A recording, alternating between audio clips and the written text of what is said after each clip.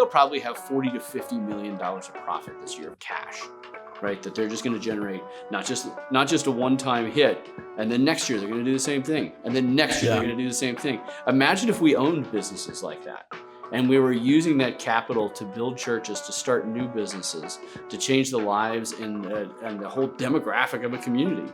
Right? Why do we give up our strength in these businesses we built? I've had a couple offers for Red Balloon. It's like, well, I could have worked really hard and made $5 million and someone buys the business.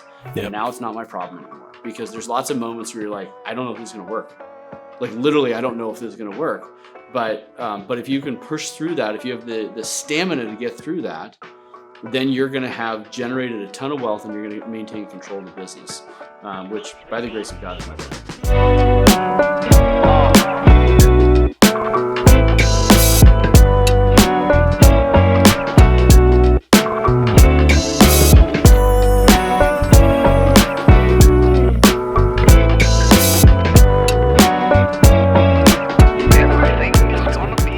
Andrew, thanks for joining us here. I am delighted to join you in your brand new spot. In our brand new space. Yeah, I'm breaking it in. You are. Helping to break you were the first local guest in our new space. Yeah. It's very exciting. Yeah. Someone zoomed in earlier, but you were the first. First local guest. Yeah. So I'm the first one to get to see your delightful billboards just down the way. Yes. Yes. And for those who can't see, we have some lovely a Smirnoff and a LGBT billboard out our main window. Yes. Which we're working to change. Well, and the nice part is it makes it clear to you that there's work to be done, right? America needs to be redeemed, and so you get a daily reminder, hourly reminder every time you look out the window, which is great. I don't always get that in Moscow, so yes, it is helpful. Inspiration is present. Yeah. So for those who don't know Andrew, you've started $100 million plus businesses. You've invested in real estate. You have a family who loves you at the same time. Non-trivial. You went to a very prestigious school. I went to a lot of prestigious schools. All the prestigious schools, the best prestigious schools. But starting in the beginning, what was the origin stories of Andrew Crapuchettes? How did you get started professionally? Well, I was born at a young age, as many of us are. So I grew up in the San Francisco Bay Area. I did the .com thing down there, which was actually kind of cool. So I started working when I was 16, which I think is a good thing for young men to do, to actually have a job and to have to report to somebody else. You started working, like not just, not just a Taco Bell. No. So I got a job at a shipping and receiving department at a .com, which is kind of funny. And I was running the shipping and receiving department within 6 months. And that was a great opportunity because as a young man to get to work with adults, and then I learned some new software, and then I started traveling when I was 18. I got to travel the world with the company. I turned 21 with an expense account, which is I was fine. I didn't get drunk, just looking at the camera on that one. But I did. It was amazing, and we were a successful little company in the Bay Area, selling computer automated design software. And then we decided that but the management team decided we want to be a .com because .coms are all the rage, and then we'll go public and we'll all be billionaires. So they took on $32 million of venture capital money. And it was really interesting to be in the middle of a successful little business that was profitable, just kind of chugging along, slow growth. I'm sure they were growing 10, 15% a year, healthy little business. And change their business model in a day to how do we lose $8 million a year and go as fast as we can. And it changed the mindset of everyone in the organization. And it was just amazing to watch. It was far less important to take care of customers because you were so desperate to get as many new customers as possible just because you had to grow at all costs. And it was just kind of this interesting lesson in Proverbs where when you try and get rich quick, which honestly, that's what that was, right? You take on a bunch of funding, then we're going to go public and there will be laser shows and smoke machines and everything, right? But the reality is that we actually just ended up nuking a great little business and it's now gone. I played a lot of great rounds of golf in Tokyo.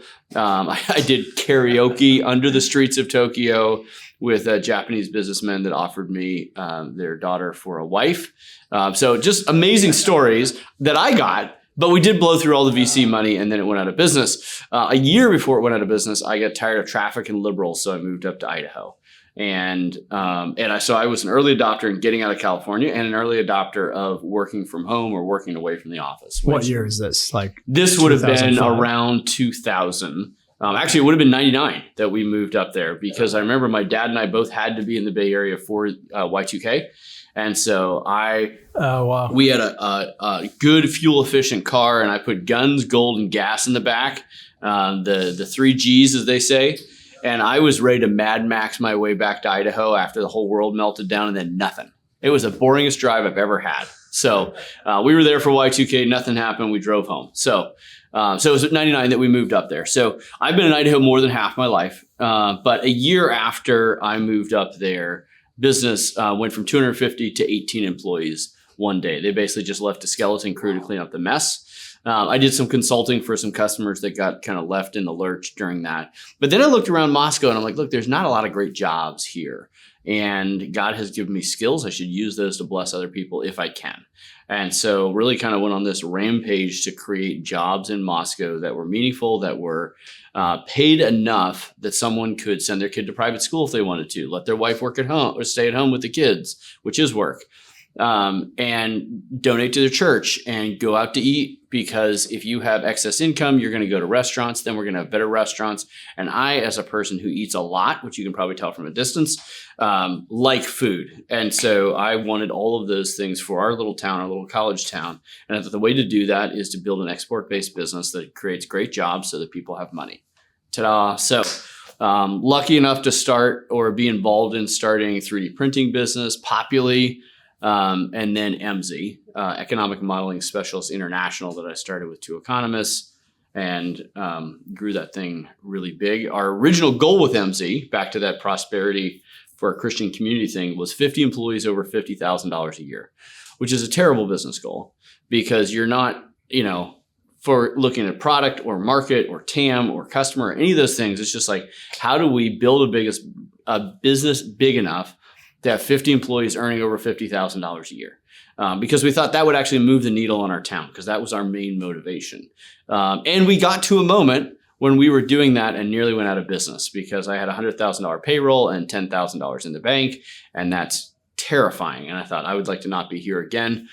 By the grace of God, all those checks came in, we paid payroll, but I didn't want to be there again. So at that moment, the 2 economists who I'd started the business with were like, look, this is way too much risk and anxiety for us, so we'd like to sell our piece of the business. They tried to sell it to somebody for $500,000 because that's the biggest number they'd ever heard. And I said, if you will let me do it, please. And so I sold it for $8 million, which is better. We sold it to a private equity firm out of Palo Alto. And the reason I did that actually was I knew as much about business as anybody that I was running into in our business, in the community. And I wanted to be in a position where I could learn from other people, and even people who didn't necessarily have the same worldview that I did, but had been there, done that, because I wanted to be a better business person. And so honestly, that was the biggest motivation. It didn't hurt that I got to pay off my house at that moment and some other cool things. But anyway, sold to Trigarin, private equity firm out of Palo Alto. And when was this, and how big was the company at that time? Oh, shoot, good question. We were, call it $2.5 to $3 million in revenue, probably maybe as high as $4 million. And sold a half of it for $8 million, or the valuation was $8 million. Oh, the valuation. And I hung on to most of my ownership, and the other 2 owners got rid of most of theirs. Right. But that kind of, and then they structured it with debt, and they had some mezz debt in there, and it was. And I learned a lot about business structure and how you do that stuff. So I found it fascinating. But they're private equity guys. So private equity people, their first play is for the first year or 2, try and grow the business as quickly as possible, even if it costs profits. And then you put the screws down on the profits so that the EBITDA goes up, and then you can sell on a multiple EBITDA and they make a lot of money. Well, we ended up selling that business 2.5 years later, and they made 6.8 times on their money in 2.5 years, which I'm no mathematician, but I think that's good. Pretty good. So they did pretty well. So yeah, it was just 2.5 years. And then we sold to Career Builder. And that was when we were able to enter some other spaces, the private sector and so on and so forth. Right. So this is the critical transition is like what, 2011, 12? Yeah, something like that. Something like that. Yeah, a little bit around then. Yeah. For context, I think for people listening to this, we do have episodes with Doug Wilson and Ben Merkel talking about Moscow in general. So people should listen Moscow, to Idaho. Moscow, Idaho. Idaho. Right. Which is ironic because it's like the epicenter of freedom when you don't think of Moscow as the epicenter of freedom, for instance. It's a camouflage mechanism. Right, which is why red balloons .work, not .com, because .com stands for communism. I don't know if you know that. Too obvious. Yeah, we need to tell Nate that. Yeah. But so back to that story of growth, it's interesting thinking. So Josh and I got to Moscow in 2011, freshman to New St. Andrews. Yeah. And it was, you got there 10 years before that. Yeah, for sure. So we got the second half of that 20-year trajectory that you just described. Right. But even in that 10-year track, it was interesting seeing the effects of MZ growing in other areas of the town, like you're saying, new restaurants popping into town. Early employees of MZ suddenly had this, through these exits to PE, they had capital so they could start businesses or invest in companies. And the town really did kind of hit a stride in terms of new businesses, new companies existing. Well, it's an interesting concept, people right? trying things. You got to nail the word and sacrament, and that's the foundation. But then if you want to be able to really be prosperous in the community and build things and buy buildings and really take the town for Christ, it looks a lot like making a bunch of money. Right, because then you can do things with money, and as long as you're not, the love of money is the root of all kinds of evil. But money is a great tool; it's a great servant you can use, and business is one of the best ways to do that. So, dig into that a little bit. I think that was one of the things I learned the most in Moscow from you, and actually from the CFO of MZ. Yeah, friend of all of us here. But in my experience, sort of outside of Moscow, before then and after, a lot of Christians, in particular evangelical circles, are sort of hesitant to touch business or money with the excitement and sort of momentum that the broader world, secular world, would tackle the business world. What do you have to say there? Yeah, no, I would agree. And what's interesting is, so when I moved to town, again, around 2000 range, Doug wasn't this way, Doug Wilson, but there was a lot of people that just had this stigma of like, look, we read books, we're academics, we're smart, and you business people, especially you sub-GED business people, as I like to call myself, what are you even doing if you could just go off and do your business thing? But I think, the reformers did a good job of realizing that all vocations are something that Christians should be doing, and we should be redeeming every aspect of life, not just the church life or the academic life. And so seeing Christians be distinctly Christian in business, I think changed that mindset quite a bit in town, which was fantastic, right? And I had businessmen from Dallas, of all places. You don't know them, so don't worry, I'm not throwing anybody under the bus. But they basically told me to my face, there's no way you can make a real business work in Moscow, which is like the ultimate motivation for me. But as a Christian, we shouldn't be afraid of money. We shouldn't be afraid of prosperity, right? Not only in the Gospels did we see wealthy people taking care of Jesus, right? They were part of the story. They're in the Gospels as a good thing. Abraham was wealthy, right? And it says that he was wealthy, and that was not a bad thing. Job was wealthy, and when God took it away, he gave it back to him, and that was a good thing, right? And he was using that wealth to have a disproportionate impact on his world, on his community, et cetera. And so all throughout the Bible, it's not seen as a bad thing to be wealthy. It is a thing where, and the Christian's like, aha, well, what about the eye of the needle? Like, it's harder for a wealthy person. Well, I'm sorry to tell you, but compared to the rest of the world, almost every American is a 1%er. So you're wealthy, get over it. Right. And so use that wealth, build that wealth in a way that glorifies God. So you can try and run away from it. And I think Christians will sometimes have this instinct of like, alcohol can be dangerous, so I'm just going to avoid it altogether. Guns can be dangerous, so I'm going to avoid it altogether. Cultural engagement can be dangerous, so I'm going to avoid it altogether. But we are not called to do that. We are called to redeem all of these things, bring them all under the headship of Christ, and that includes money. And so we should be striving to make money in the right way. We should never be. We should rather be defrauded than win every single deal.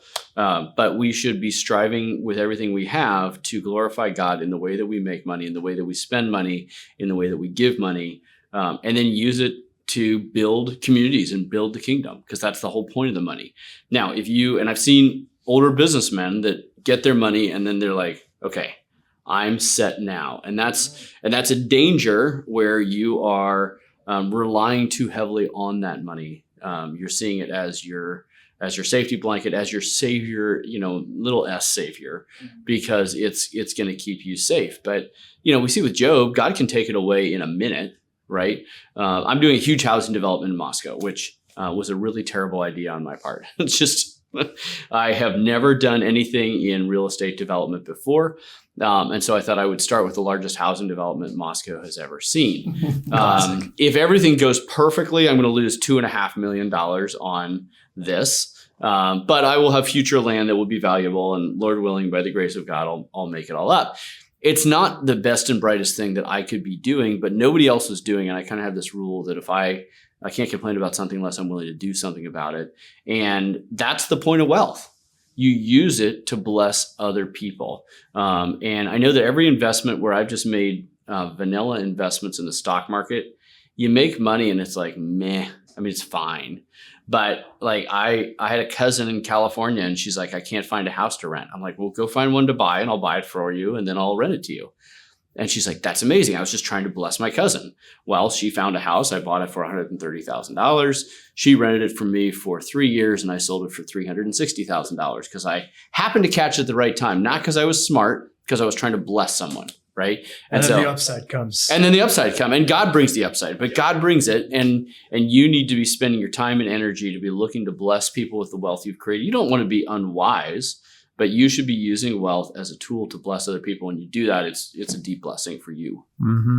And that was a principle of MZ in terms of the blessing aspect. For sure. How does that play into building a business in the first place, into creating a product? I mean, I'd be lying if I said we had it all figured out early on at MZ. We were just trying, initially, like, how do we make payroll? That would be really cool. Mm-hmm. And then it's like, okay, so how do we kind of think through and distill down Christian principles in business? And this is where we kind of came up with these three kind of pillars or things we talked about all the time. We want to bless our customers and bless our customers first.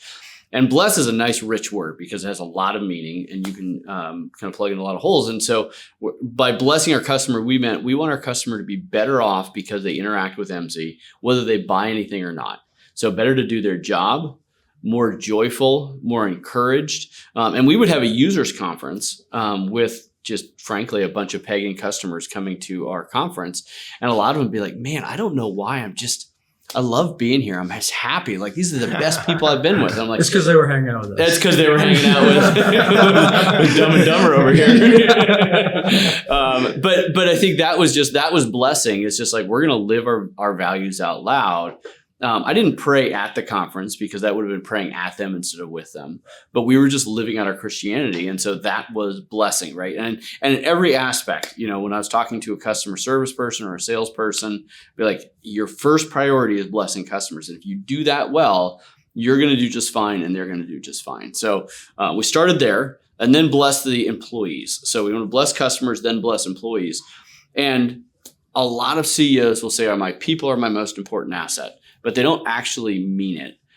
They don't see their employees as everlasting souls that they're trying to develop and make into new and better persons, right?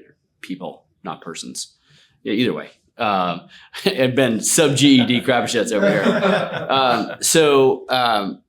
So we would talk about like, hey, we want to prepare you so that you're better at your next job because you worked here. Right. And it's funny when you talk to employees and say, we want to make you better for your next job. You have a really high retention because nobody leaves because they're not being held on to desperately. Right. We want you to be a better person because you worked here. We want you to be home for dinner. right? Because families are really important. So be home for dinner, work your tail off. And sometimes you have to come back to work because work is hard, curse of Adam and all that.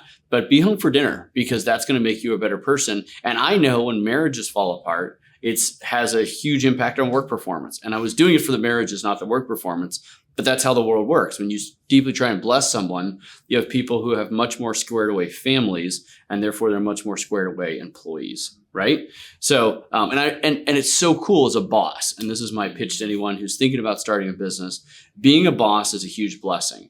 I had one employee who was struggling with an anger problem. And I knew this because he would blow up at other people in the workplace. And that's a lever that I had. So I said, hey, so-and-so, you have an anger problem and you are on a one strike policy. If I ever hear you blowing up at someone again, I'm going to fire you because that's simply not allowed, right? And that's a sin that I had the leverage to deal with because it had impacts on the work environment.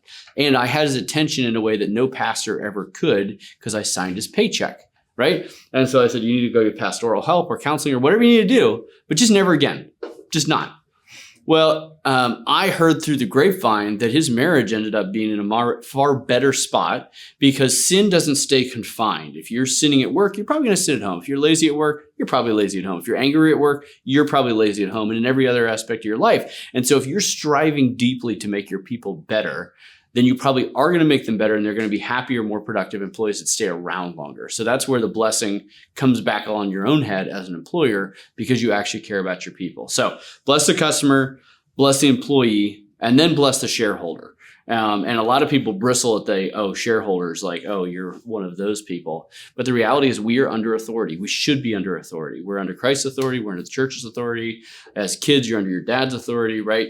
And so being under shareholders' authority and making sure that you keep your mindset like that as a CEO, I'm trying to bless my shareholders. If I want everybody to be under my authority and do what I say in the business in a right and kind way, then I can't be like that to them and then like, but shareholders, I don't care about that. Right? You need to say, I'm under authority, and that is the only way that I can have authority over someone else. You can't do it otherwise. And so we wanted to bless our shareholders, but that was third and last because customers, employees are first. And that's how the shareholders are actually blessed. Right? And I'd explain this to a lot of boards and none of them understood or cared. And I'm like, well, it's still what I'm doing. But trust me, you're after the customer, you're after the employee. And I think the inspiration for this, and they're like, I don't like that. I'm like, no, you're going to do the best in that position. And you're just going to have to trust me there. Right? Well, and they had your growth numbers to look at. And they had growth numbers to look at. Right. And I think the inspiration is I went and visited a publicly traded business, and in the elevator, they had their mission statement. And it was make as much money for our shareholders as possible. I'm like, that is the least inspiring thing I have ever seen. And you're not innovating. You're not blessing people. You're not doing any of these things. You're just trying to make as much money as possible, and then you're dead. Yeah. Mm-hmm. Fake and gay, as they say. For sure. Anyway, so that's how we thought about business. Yeah. And you had those principles, obviously, because it's the right thing to do. But did you also see an edge on competitors as a result of having those principles? Because customers knew it, right? Yeah. There's a book.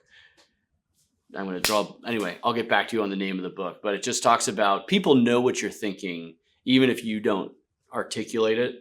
And when customers know you're just trying to milk as much money out of them as possible, they're never going to enjoy that experience. But when you're deeply trying to bless them, make them better people, which is hard when you're a startup and you're trying to pay your bills, you're like, yeah, but I can sure use that dollar.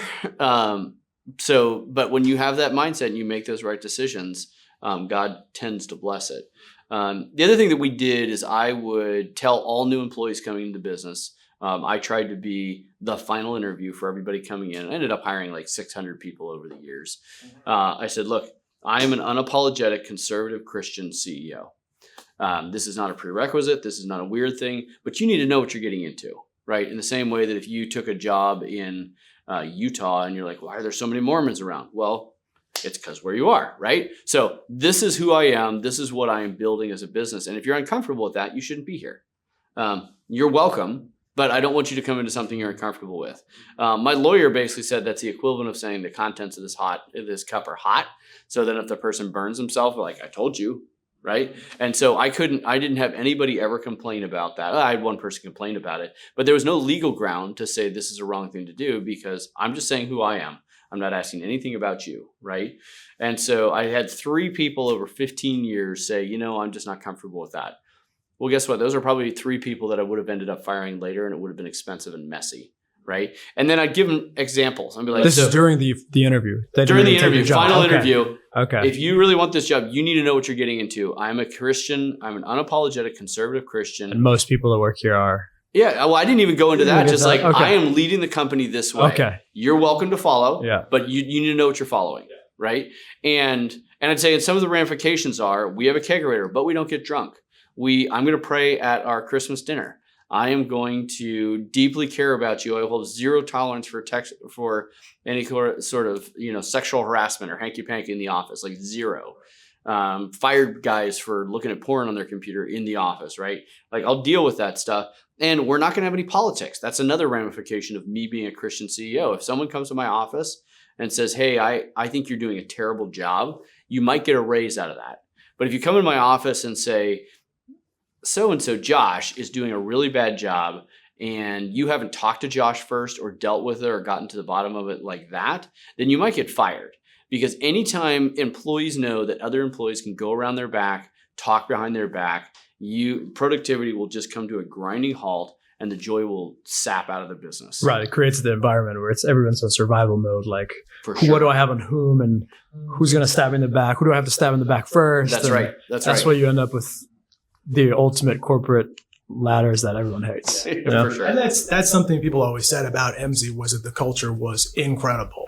Right. And random push-up contests. Like, everyone in the office is just like doing push-ups in their cubicles. But we were all just having fun because you knew, like, there wasn't the office politics. Office politics saps the joy, saps the creativity out of the office. And I just told people, this is a ramification of my Christian beliefs as a CEO. This is what it looks like. And most people are like, oh, that sounds pretty good. So, no, that's cool. I don't think we've even clarified on the episode that you and I, as well as other friends, but you and I worked for you. For sure. And, we were part of this company. Yeah. So this is a little bit of a friend reunion of friends. Yeah, exactly. For sure. So I know, but on that note of the interviews and people who were not Christians coming to the company, I remember talking to a guy, designer. He's actually here in Texas. He was not a Christian. He joined the team for a year, and super nice guy. He got along well with everybody. I remember maybe a year and a half later, after he left, finding his Glassdoor review of MZ. And one of the points he made on that written review was, when I first joined, and the CEO sat me down and said, yeah, I'm a Christian conservative guy. And a couple of people were like, it's a little bit weird. And he's like, but after working there for a year and leaving, I can't speak more highly of these people. Everything was amazing. Culture was hospitable. He didn't become a Christian through it. It was never a requirement, but he just enjoyed his time working with all the guys there. And that's how Christians should be. We should be building communities. We should not be so desperate to be at the table with the pagans, because we have a better table and we have the better party. So come here. We're not going to compromise, but this is who we are, right? And I think we need to have a little more confidence in that. So So you talked about reaction from boards about the principles. Yeah. What about just reaction from other CEOs, kind of on this point of building an alternative company, North Idaho? Right. When let's say you go to the Bay Area, you talk to other CEOs building similar companies. What are you building? Who's backing you? Right. Where in the Bay Area are you? And you're like, no, I'm in North Idaho. What was the reaction like during those early days in Moscow? Early days were fine, honestly, because we were in a college town. People were like, oh yeah, it's a college town. Innovation happens in college towns. Okay. That was a narrative that made sense to them. Gotcha. So that wasn't a problem. When it did become a problem is around 2016. Yeah. When you had the orange man go into the White House, and that whole excitement, that I saw a significant shift, because I think a lot of people on the left just assumed that they were in a position of power and so they need to worry about something. And for them to actually lose something, I started having other CEOs be like, so where do you stand on politics? Like, and before that, they would never talk about, do you like Obama? And I'd be like, no. And they'd be like, oh, weird, cool, whatever. right? Yeah. But then it was like, do you like Trump? And I'm like, well, gun under the honestly, table. I didn't vote for him the first time because I thought he probably was a liar and a cheat. But I'm actually really pleased with what he's doing. And they'd be like, and then as the next election cycle came, as we started looking at 2020, I started getting CEOs on left coast companies, from Seattle and Portland and San Francisco, colleagues of mine that I'd worked with, especially in this HR space, who were using their company email list to say, you must vote for Joe Biden. It's the most important election ever. And I'm like, in what world, right? And I had an employee that accidentally tweeted out something from the company account saying something snarky about Joe Biden. And I had the board calling me, like they pulled a special meeting in Indianapolis to talk about this tweet. And they're like, you need to fire him like tonight and give us proof that you did this. And this is where it's like, well, I'm under authority. I kind of have to. This is not the hill I can die on. But it was just really interesting, a shift during that time period. And so then we saw that. And then you have things like George Floyd and BLM and COVID. And it became clear to me that I could not be in hey, I'm a Christian CEO, but I don't need to fight the board on stuff. And I think a lot of the things that I was doing at EMS, the various boards and owners that I had didn't actually know what was going on, but they were fine with that. So you're making money. We're printing money for them. It's like they're happy as a clam. Right. But as all these social pressures came, then they started to ask questions about social issues. I'm like, why do you care? Right? That is very interesting because you're still printing money at the time. Tons of money. More than even the year. And everybody who's struggling through COVID, right? Businesses are struggling. I think 2020, we grew 25% with a 40% margin, right? So was that the rule of 65, right? So like blowing it up. And I'm having the board not even asking me about that stuff. Yeah, so that tells you where the hierarchy is in their mind. Yeah, for sure. The money's...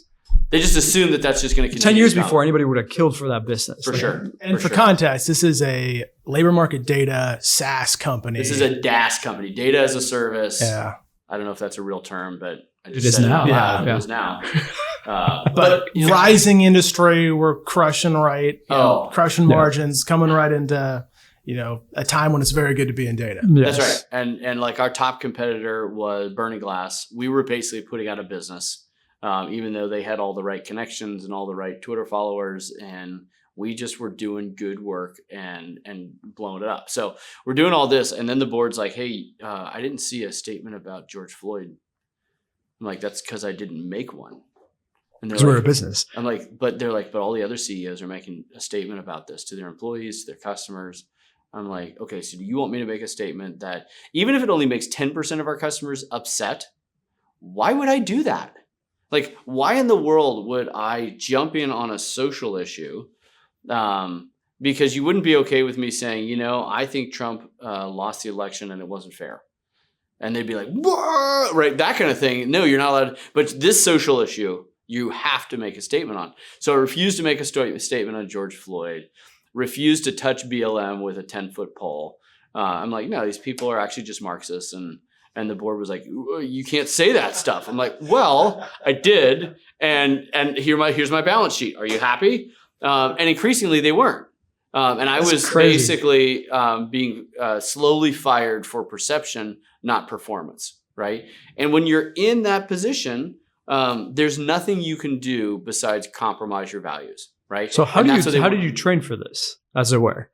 Like you build this company to use Aaron Rent's worlds of evangelicalism, in the neutral world at least, where things are still for sure. So you're not like a wartime CEO from the first day building this company, fighting left and right, cutthroat.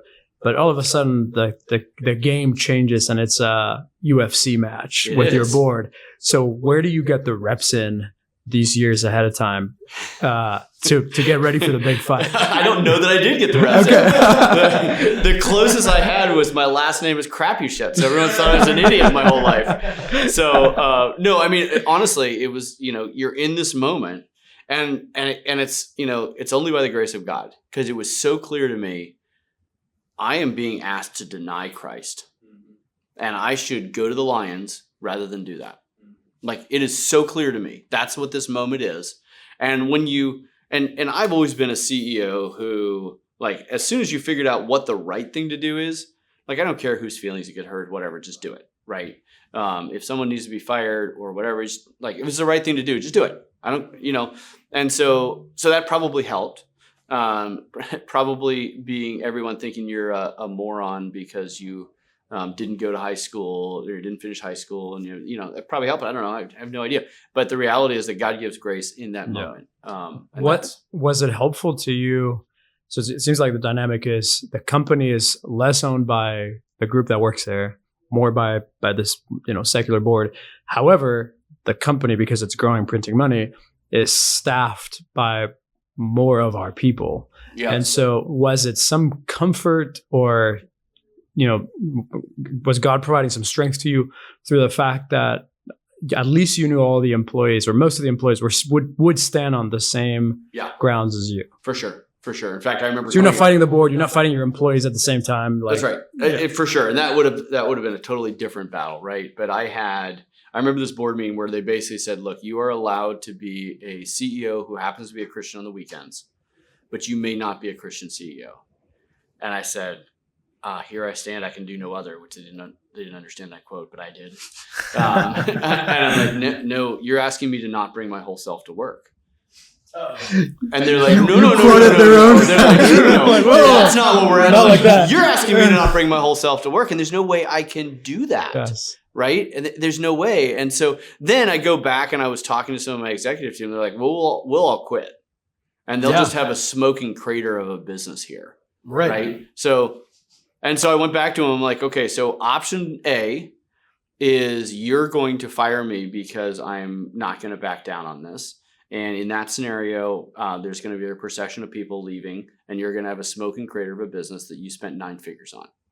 Because this is, for context, this is right after an acquisition, right? No, this was like 2 years. So the owners were fine until the social pressure of BLM and George Floyd, all that stuff came along, and they felt like, oh, we've got a kowtow. So this is 2 years into this. And they had a number of portfolio businesses, and I was the only one who was like, not going to do it. And so I was very confusing to them. So I said, so option number 1 is you're going to stick with your guns, and you're going to have a smoking crater of a business. They're like, I don't know if that's true. And I had like 9 other employees write letters of resignation if I was fired. And they're like, yeah, we're in this together. Like, this is not like the janitor. This is not like the janitor. This is the like guys that head of data science, and kind of important. The entire business position. In the data department was actually the strongest in this thing, right? Yeah. So then they're like, oh, I'm like, okay, so door number 2 is you back down, and you just let me run my business. And in fact, I want some protection that this will never happen again. So I need a cultural committee of the board, and there are 2 members of that cultural committee, me and Timothy. And we can't get kicked off the cultural committee, and we're just going to run that piece. And you're going to continue to get tons of money.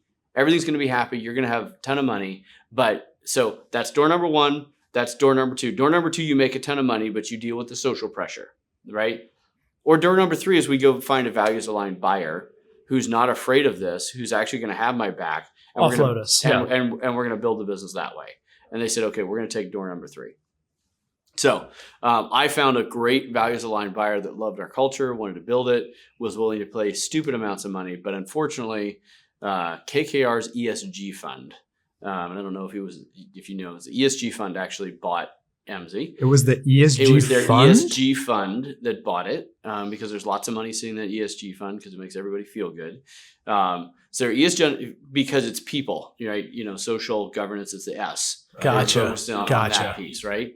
And so they basically were like, they could outbid everybody else by over $100 million because they had bought our competitor that we were putting out of business.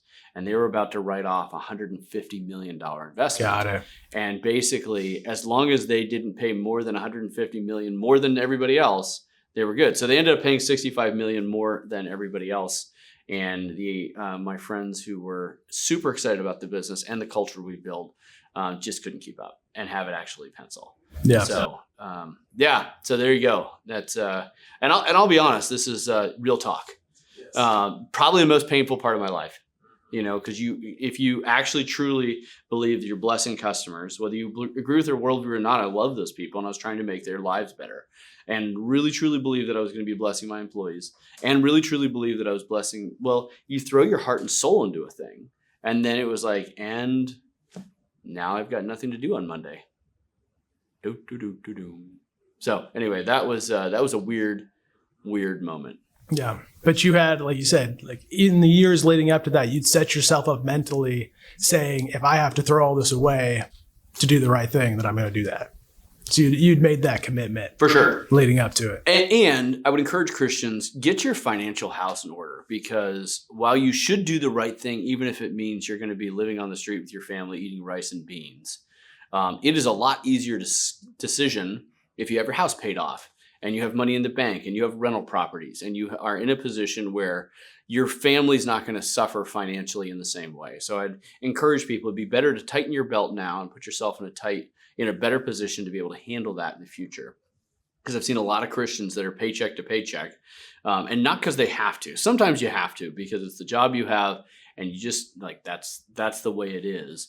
But when you're driving a $100,000 car and you have 2 months of money in the bank, so that when this moment comes and you're asked to compromise your values if you want to keep your job, it's a lot harder decision. So it really is important to get your financial order, your house in order. So yeah, I think it was Timothy, CFO, the business friend of ours too, who mentioned something similar at one point, talking about how when that moment comes, you want to make sure that even if you haven't gotten the reps in, because your life's been different before then, right?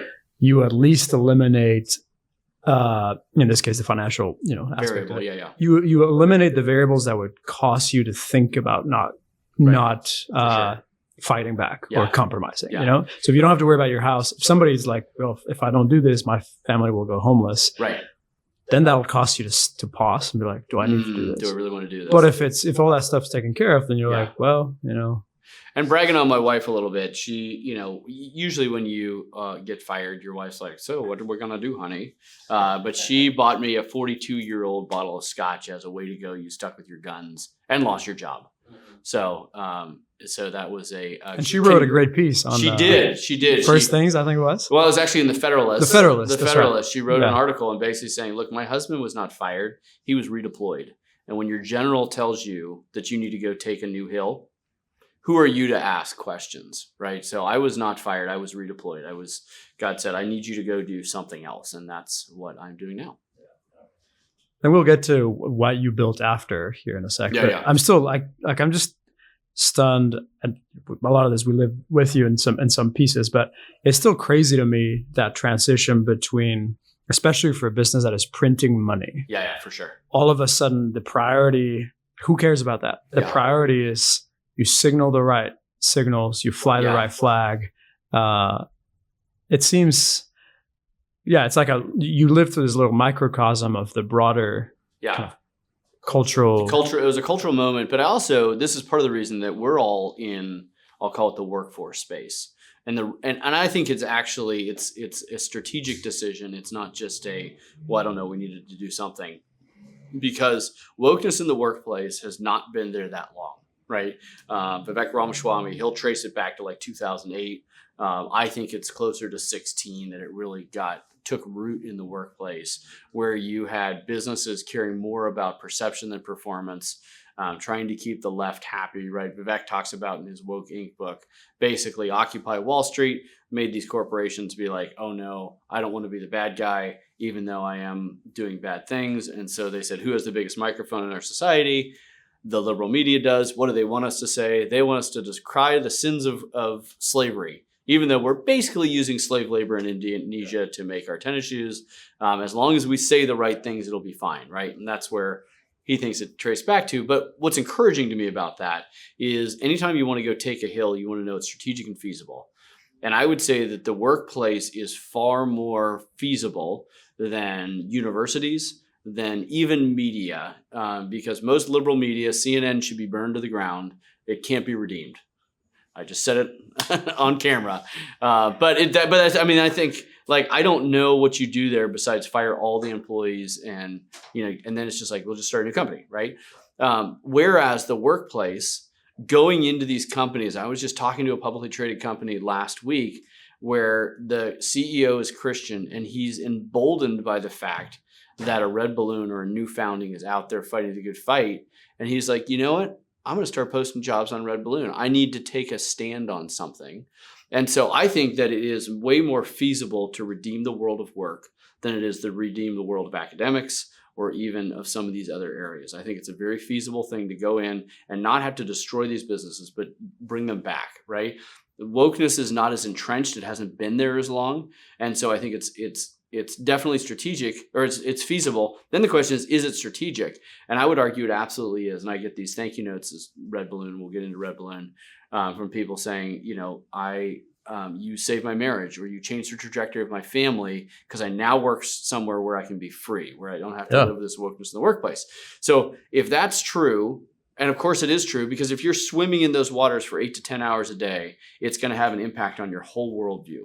And so if we can help people really deeply be free at work for companies where they feel like their labor is going towards something good, then that is very, very strategic for our country. And so it's both strategic and feasible to redeem the world of work. So we should do that. Yeah. And it has an impact also on the families, right? Especially if, as it should be, I think, men being the primary breadwinners. Yeah. Like if you work most of your week is spent in an office where you're playing the politics game, or you're being shouted down by HR, or having to learn all these insane pronouns, ridiculous things, that's just a weight that is going to be catechizing you, shaping you. And I would say DEI training is a liturgy. It's designed. It's totally religious. It is religious. It is a liturgy. It is designed to make you think a certain way and act a certain way. Yeah. And so I think anybody in the middle of that thinks they're not affected by it is lying to themselves. Yeah. And the thing is that it made the jump also from like large public companies, who are trying to keep a pulse on the Occupy Wall Street stuff, to now it's in small businesses, small startups. Like everybody's trying to signal the flag. Before New Founding, I was at a small startup in Minnesota. By small, I mean really small. It was 10 employees. 10 years ago would have been a good business, just a good place to work, good folks. I'm there, moved my whole family from Idaho to Minnesota to work there. And then Texas actually passes the abortion ban while I'm there. The CEO's wife at a team dinner goes off the rails about how bad this is. Like it turns out she's actually super into abortion. Right. And I'm like, I'm not working for Indeed, or I'm not working for Facebook. This is a small, good business. Yeah. Why are we having this discussion? But I went home to my wife that day, having learned a lot of stuff at MZ about, doing the right thing. And they're just like, we moved the whole family here for this job, but I can't work here anymore. Right. I can't spend my strength and energy and skills to build the wealth and influence of the people that hate what God loves. Yeah. Amen. And this is a small business. Right. For sure. And so to your point earlier, when I found New Founding, I was able to move here, I think of all the other people who were, you guys were helping to move to align jobs. It has an immediate effect in your family and where you live, and your ability to communicate to your kids, like, why does dad go to work every day? Why do you spend so much time at an office? Why did we move to Texas? Just for a job? No, there's a mission to be done here. That's right. There's something that we're spending time into. Yeah. And I mean, to that point, like MZ as a company ended up being sort of a entrepreneurial pinata, as it were, in terms of when all those changes took place, people just went out and started all these other new enterprises. Yep. And so you see that effect, like you were saying, if you create the business, it brings in income, it feeds the community, but then it trains people who then go out and do the same thing other places. That's right. And that was one of our, Timothy and I, for those who don't know, CFO, good friend, we talked about a lot, like how are we training up the next round of CEOs? And we should, and that's part of our bless the employee. We need to see people be in a position where they can actually lead a business themselves in the future. And so we were trying to be very conscious about that. And that doesn't mean a big learning and development budget with super boring classes about negotiation. It's giving people, just like when you're training kids, you give them enough rope to hang themselves. Yeah. Like, let people figure it out. You want mastery and autonomy, right? And if you give people mastery and autonomy, people who want to lead, people who want to build and grow are going to, and they're going to have the ability to, and it's going to be fun to watch. Part of why Josh and I are here is tied to that. Yeah. Practically that at MZ, because we were, I don't know, this is 2014, 15, and maybe 14. And there's some extra time. We're doing our work, and there's Bruce, also a friend of ours. He's like, what else do you want to learn?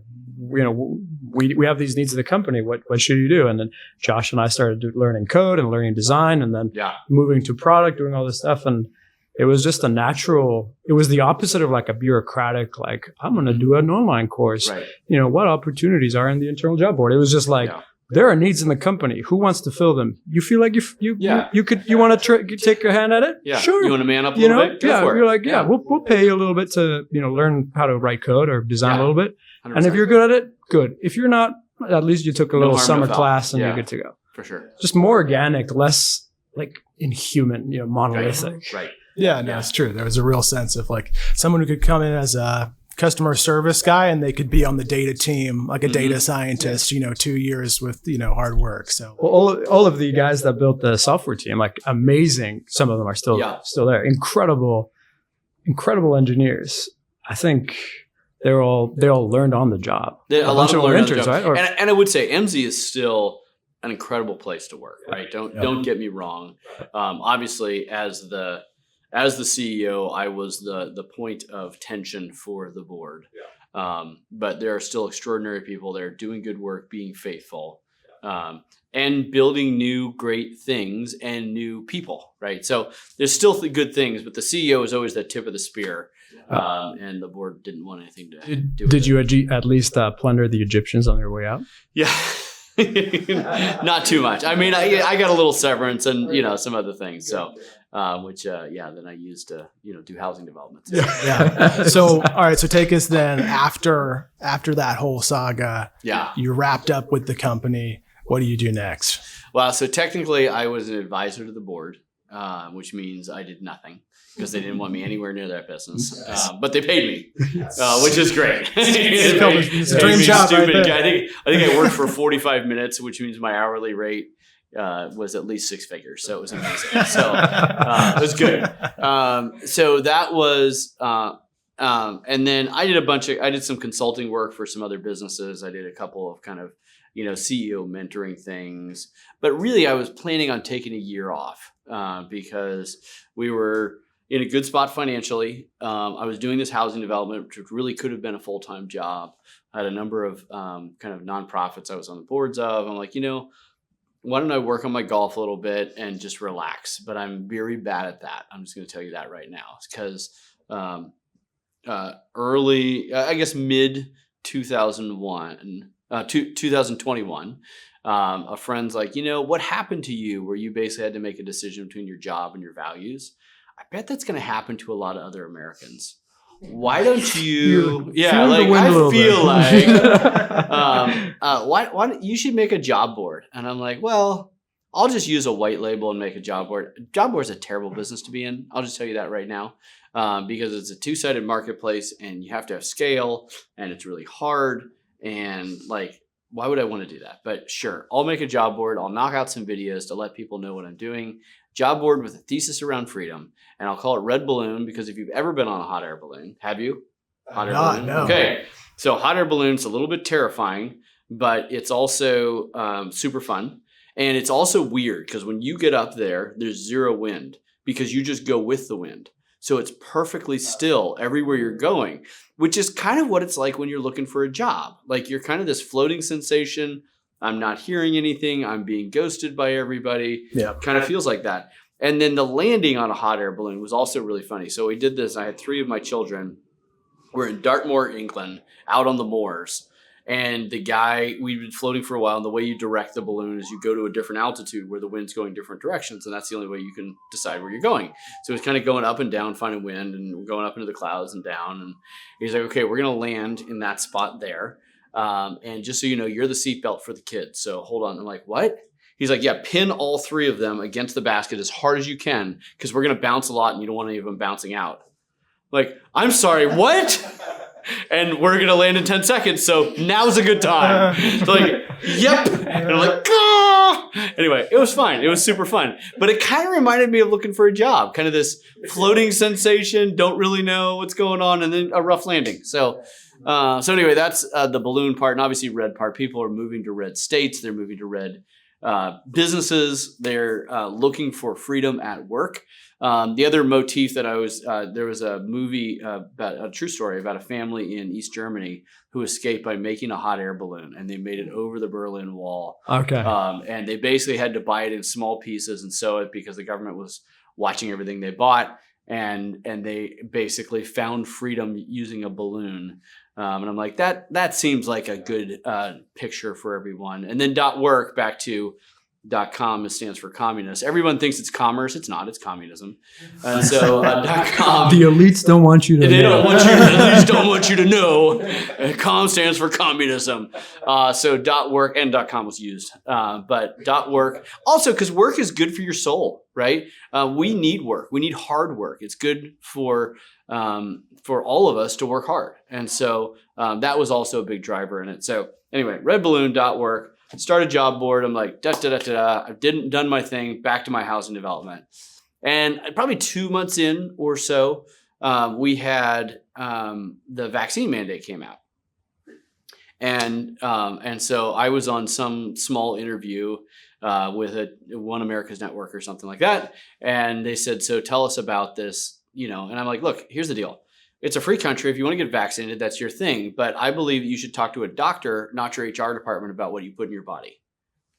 That seems straightforward, but it was controversial enough that I got a call from Fox and Friends, and they're like, hey, would you come on the show and talk about the nation's leading job board for companies that don't have a vaccine mandate? And at this point, I probably had 20 businesses and like a couple hundred job seekers. Yes, you're right. It is the nation's leading business for that. I'm glad you noticed that. So, and the other part of this is I have never found the media that interesting. And so when they called, they said, hey, this is from Fox and Friends. And I thought, is that a kid's show? Right? Hey, Mr. Weasel, what are we going to do today? It sounds like a kid's show. Anyway, so it did that, and then you add 100 customers that day just from being on there, and your servers nearly go down. And then Glenn Beck reads my wife's article in the Federalist. It says redballoon.work. If you were playing a drinking game, for every time he said redballoon.work, you'd be in real trouble at the end because it was probably like 23 times in this. You just said it over and over again. And then he interviewed me. And then basically I've done probably 400 media interviews in the last 18 months. Wow. And everything from little conservative talk radio, which is funny, because when I was on one small talk radio show, and I get on and the guy's like, okay, well, we're going to take on callers now. And I'm like, he's like, you good for callers? I'm like, sure. Guy gets on, he's like, you're from Moscow, isn't that where they keep all the liberals? Yep, we have them in a cage up there. No, it's just kind of weird. Anyway, so it's been an adventure. But basically, we are the nation's leading freedom-focused job board at this point. So, Indeed just recently kicked off Answers in Genesis, because we all know Answers in Genesis is a terrorist organization. And so Indeed will not allow them to post jobs. We've had construction companies. They're paying Indeed. Did you see the announcement yesterday? I think it was yesterday. They're paying $10,000 to trans-identifying employees. Yes. This is within their organization. To move states to a place where they can... No, it's for their kids. So if you want your kid to have a hormone blocker or some transition, and you're trapped in a state that doesn't believe in that kind of mutilation, then they will pay $10,000 for you to move to a state. They pay for abortions. They kicked Answers in Genesis off. There was a construction company here in Texas that described their business as freedom-loving and God-fearing, and Indeed banned them for life from ever being able to post jobs. So redballoon.work is where you can post your jobs. If you're a business, it's where you can get access to the best job seekers, those that actually want to show up and work, believe capitalism is still a good thing, and aren't going to be a whiner. And if you're a job seeker, every business has signed a pledge that the Constitution matters, and they're going to respect the freedom of their current and future employees, up to and including medical freedom, right? Back to the vaccine stuff. But even beyond that, just not wokeness in the workplace. And so that has just been an incredible adventure to be able to help these businesses. I was talking to a small radio station in Texas, and he's like, this is such an answered prayer because I don't know how to hire. Because if you're a small business today, in this activist world that we live in, this very litigious world that we live in, if you ask the wrong questions in an interview, you get yourself a lawsuit. But if you don't ask those questions, you get a bad culture fit and then have a lot of heartache and then a lawsuit. So it is terrifying to hire, right? But if you know that I'm going to go to redballoon.work and with blessed assurance know that these are good people who are going to grow my business, well, that is just a real blessing for these small employers. And so we have over 3,000 small employers. We've had over 1 million job seekers on the site, and it's growing all the time. We took a very small amount of investment because now you've heard my story. You know, I have a little PTSD about taking investment. Yeah. But when people like Donald Trump Jr. and David Bahnsen say, hey, I'd love to give you just a little bit of money to have some ownership and help promote what you're doing because we really believe in what you're doing, generally it's a good idea to say yes. So that's where we are today, redballoon.work, and it's been a really fun adventure. Even on that last point, you have aligned capital partners now. Correct. Which is also a thing we're seeing, we're building here at New Founding too, but everything's moving to this aligned matchmaking direction. You want people who work for you you want to trust the people you work with. You want to trust the people you work for. Yep. You want to trust the people you race from. Yeah. You want to trust the people you invest in. 100%. It's a different world in a good way. No, it really is. It's so important. And the thing is, people say, well, don't you want diversity of thought? Well, I don't mind disagreeing with you, but there is no diversity of thought in the modern workplace, in the DEI workplace. It is a very monolithic thought pattern about how to do business. And I'd say a Christian worldview allows for diversity of thought. Like we can disagree about something and we can have a heated debate and then go out and have a beer afterwards because we know that our identity is not tied up in this and we're not trying to, serve the God of political correctness. And so we don't have to worry about it, right? And so I think that the only way to actually have a diverse workplace is to have a workplace where you have people you can trust.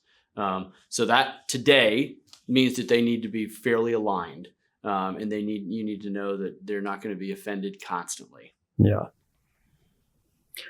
You had an interesting story. Just on that thought, on that note, even when you trust each other in a workplace where you have 90% of your life you have 90% in common with your coworkers, and you can actually innovate or deal with whatever's at work. For sure. This is after you left MZ. Yeah, you were still there, and you were talking about diversity data with some of the new team that they brought in, Toll, and. Why don't you tell the story? This is the very interesting transition from the before days to the new days. No, that's true. Because I was there for a good while after Andrew was gone, and did a lot of the merging work with this other just company that we were merging together with. A lot of great people that I got to work with in that time. But there we had a data science team that was based on the East Coast, and I worked with them, and they came out and we were talking about products. Improvements and developments, roadmap. What are we going to do next? Work stuff, and this is labor market data, and so a huge piece of and we were in the enterprise, private space, and so a huge piece was saying, and this is 2020, this is 2021, this is peak. This is peak hot zone. But companies are willing to pay a lot of money for data on diversity information. So I'm saying I'm doing business. I'm going down my list of requests from clients and customers and saying, hey, we need to get in, develop these with the data science team. And the team says, hey, listen, the team lead goes to me, he says, hey, listen, before we even talk about that stuff, we need to get an agreement in place that none of us are going to get fired for saying the wrong thing about this stuff. Just even talking about the definitions. Makes them so nervous. It made them so uncomfortable, and with good reason, right? With good reason. And I had clients chew us out or chew our team members out for, the way we categorized. Shout out to Sam Paul. Right. The way that we categorized different ethnicities, and they would say, this is terrible. How could you use this word to describe it? We say, well, that's the word the government uses. Right. Whatever. I can't remember which category it was, but we're like, that's literally just the government categorizations. Whatever. Yeah, exactly. Right, Exactly. Yep. So they had good reason to be afraid, but it was crazy that it had gotten to that point where they said slow down, lock everything. We need an agreement, a cone of silence, and so that we can develop this stuff and talk about it. So we can actually innovate, because that's where the innovation comes, is disagreeing, right? So I talked to an employee that was at Silicon Valley Bank, after it imploded and went out of business. And they said there was a weekly microaggression training for all employees, weekly microaggression, just so that everyone knew exactly how they could be offending everyone around them and how you could take offense very easily, effectively. And they said the problem is we saw the credit problem coming that was going to destroy our business. But we knew if we brought it up with the credit team that it would be a microaggression and we would get ridden up and fired. They're like, so we were just riding this thing into the ground because I might as well get a paycheck as long as I can. And I'm like, well, shame on you. It'd be better to commit a microaggression. Right. Oh, no. Oh, no. Oh, no. Don't commit a microaggression. Yeah, there it is. So going back to starting new companies, though, how is your thought on taking on equity partners, changed ownership of the company, when you should take money, when you shouldn't take money? Yeah, for sure. This is something I've thought about a lot because of my past experience and, these 6 exits that I've had in various different forms. And I would say that there are some businesses you don't need to go get an equity partner. You just need to work hard and be careful with your finances, right? If you start a welding business, you shouldn't go get a bunch of equity partners probably, although sometimes you can to get some equipment, but you probably should just work really hard and be fiscally responsible and just build your business profitably initially. That's the goal, right? Then I look at my friends at like Public Square, where they're trying to build a two-sided marketplace at scale. And if you're in Miami and you bring up the Public Square app and there's only one coffee shop for the entire town, you're like, oh, this isn't useful. You get rid of the app, it's done, right? And so there are some businesses that it is a race to scale. Otherwise, you just die. And you see ZipRecruiter took over $700 million of capital to be able to make it too profitable. Yelp took over $400 million of capital to make it to profitable. So there's some of these two-sided marketplace businesses that are very, very difficult. And I don't know if there's a way to get them to scale without a significant injection of capital, which means you need to have partners involved in that whole story. What I did with Red Balloon is we did a convertible note because I wanted to have some optionality. And so I said, I'm going to pay this interest rate over 3 years. And at the end of that 3 years, I'm going to give you the option of converting your principal into stock at this value, set value. It's all set. Okay. And I'll just pay back the interest. And if I'm in a position where I can't pay back the interest, then I'll give you the option of taking that interest and also having that go to ownership. Right. And I only went to people that I would trust for the most part. And people that I knew were totally bought into the vision. But we're talking about less than 10% of the business. And so you take that percentage and then you have some employee options. And I want to maintain a heavy majority of the business long-term. Like I would like to not do an exit. I've done my fair shares of exits. I would love to build $1 billion business that is deeply impacting culture, generating profits that we can use to affect culture, and does not have to compromise because I'm the majority owner. That's my goal. We'll see what the Lord has, but right now that's where we're going. So for folks, as we come to the close here, for folks who are looking to start a business, what would your recommendation be to them? Start a strong, Christian values business. What would you say? I would say the farther you can go without funding, the better position you're in, because then you're in a way stronger position when you do go to funding because you've already found product market fit. You already have a paying customer, whatever it is. So, 6 days shall you labor and do all your work. The 40-hour work week is not in the Bible. And so I would encourage people, if you have a full-time job, don't quit your full-time job, but don't be afraid of putting in another 20 hours on your own to start your own business, get it going. Now, there's this irreducible complexity to business that you're going to get to a scale that basically you have to go all in or it's just not going to work. Right. But the farther you can go before you get to that moment, the higher valuation you're going to get. So you're going to give away less of your business if you do need to get investors, or maybe customers are going to be your best funders of the business. Right. We've had customers come to us and said, hey, when can you build an ATS, an applicant tracking system, as part of Red Balloon? And I'm like, well, would you give me a couple $100,000 and then you can be the first customer? Well, I'm not giving away any equity there. But they have enough of a need, and I'm like, and then that'll pay for your subscription for the first 3 years. And you have to trust me that I'm actually going to do it. Yeah. And there will be penalties if I don't do it. But that is not giving away any equity. So there are more creative things. And I think, unfortunately, we've come to a world where you have everybody is trying to get as much capital as possible so they can pay themselves a big salary so that they can do a massive exit. And I would say the private equity firms that are buying our businesses that are created by creative Christians are not idiots. They are taking that creativity and they're going to make money with it. Why would we sell it if they're the ones that are going to go do this? So you need to find the right aligned capital partners, and you need to do it at the right timing.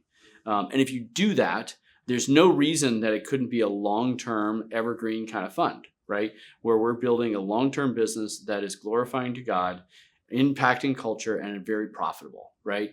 I look at a company like MZ that we'll probably do, and here's probably a violation of something, but I'm not under any obligation. So they'll probably have $40 to $50 million of profit this year of cash, right? That they're just going to generate, not just a one-time hit. And then next year they're going to do the same thing. And then next year they're going to do the same thing. Imagine if we owned businesses like that and we were using that capital to build churches, to start new businesses, to change the lives and the whole demographic of a community, right? Why do we give up our strength in these businesses we built? And I'll be honest, it's very tempting, right? I've had a couple offers for Red Balloon. It's like, well, I could have worked really hard and made $5 million and someone buys the business. And now it's not my problem anymore, because there's lots of moments where you're like, I don't know if this is going to work. Like literally, I don't know if this is going to work. But if you can push through that, if you have the stamina to get through that, then you're going to have generated a ton of wealth and you're going to maintain control of the business, which by the grace of God is my plan. Amazing. Andrew, for people who want to get involved with Red Balloon, use the service, find you, where should they go? Yeah, redballoon.work. Because work is good. And for those, the burning question on everybody's mind, are you a competitor with new founding? And I say we're frenemies. We work together. We're good. We're good friends. Strong frenemies. Emphasis on the friend. Yes, emphasis on the friend. No, see, this is because we align on 90%. We do align. So we do align. And like, I'd rather work with friends. you guys than almost anybody. So, I mean, that's where we are today. And we need to understand that it's a big world out there. And if you're worried that someone has a 5% overlap with your business, then you're just not thinking big enough. So redballoon.work, you can go to all the social media platforms, both the woke and the non-woke ones, and it's at redballoonwork. And then you can follow me on Twitter if you really want to, but I wouldn't encourage it. So do it. Yeah, Crapuchettes, and it's the normal spelling of Crapuchettes. But no, we would love to, we're adding businesses all the time. We're adding jobs all the time. We're adding job seekers all the time. Join the movement, be joyful, be free again. You can do it. Excellent. Amen. Andrew, thanks for joining us. Andrew.